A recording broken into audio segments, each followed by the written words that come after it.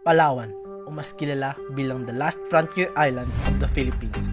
Para sa video na ito, sasaliksikin natin kung ano nga ba ang kasaysayan ng Palawan noong panahon ng pamumuno ng mga Amerikano sa Pilipinas. First, let's do a quick history recap. The Treaty of Paris was signed by representatives of Spain and the United States in Paris on December 10, 1898.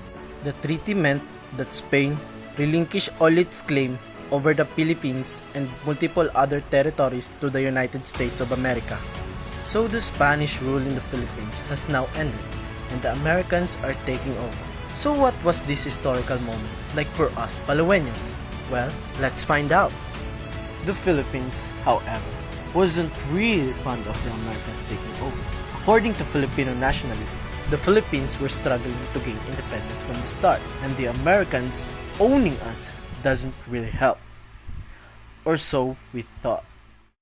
Fighting broke out in Manila between the Filipino and American forces on February 4, 1899, and this escalated into declaration of war. It lasted for 4 years. The war officially ended on July 2, 1902, with a victory for the Americans. With that in mind, let's start our journey through a small segment of the history of our home. Unlike the Spanish, the Americans entered the country with the ways of democracy and its unfamiliar virtues. The Pearl of the Orient Seas thus became the first Asian nation to be educated in the American way. Before, the government was militaristic, with the powers focused on soldiers and priests. America introduced a representative government recognizing division of powers between the executive, judicial, and legislative bodies. This was the start of the democratic and independent country that now we have. The first American military government was established in Palawan, formerly Paragua, by the appointment of Major John Brown as Lieutenant Governor in 1901.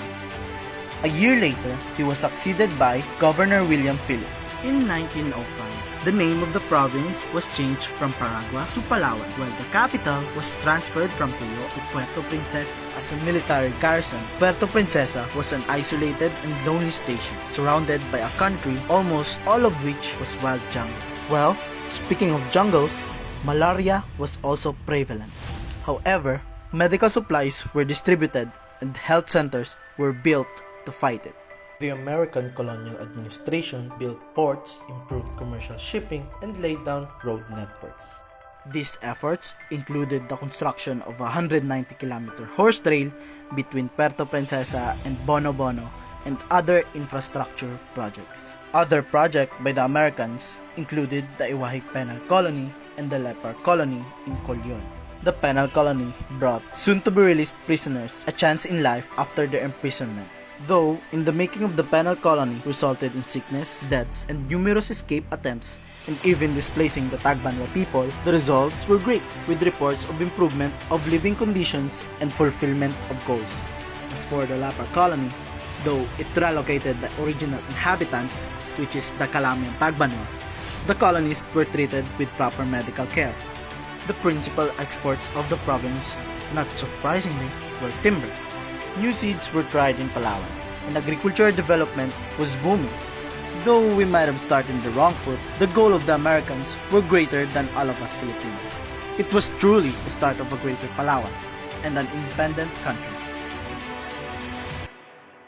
Thank you for being with us in this short tour, a small part of a bigger picture. Ace here, and that is a story.